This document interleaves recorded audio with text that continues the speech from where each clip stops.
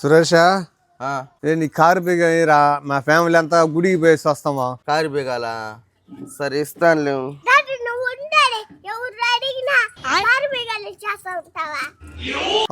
ఎవరు అడిగినా అంటున్నావా? ఏంది మీ తాతన పాప నేను?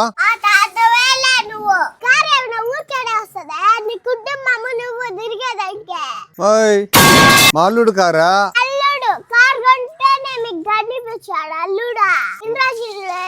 మే పాప పానీ గాని నాయనా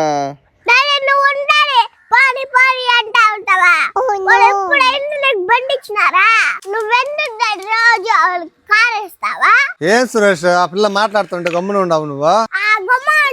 ఏం చేయమంటావా? నీకు కారీ చేసి మేము కూర్చోవాలా?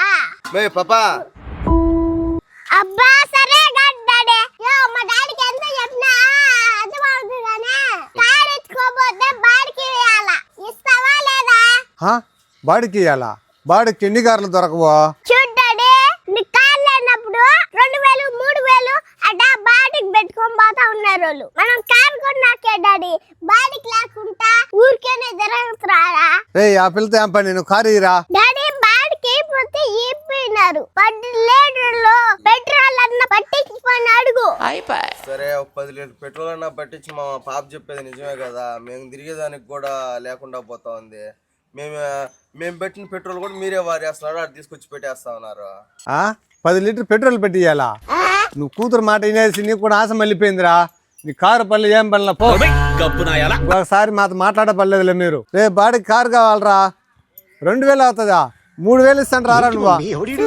డాడీ మనం పెట్రోల్ బంటే 100 మాట్లాడినాడు. ఇప్పుడు ఎవరో బాడీకి 2000 ఇస్తా అంటే 3000 ఇస్తారా అన్నాడు.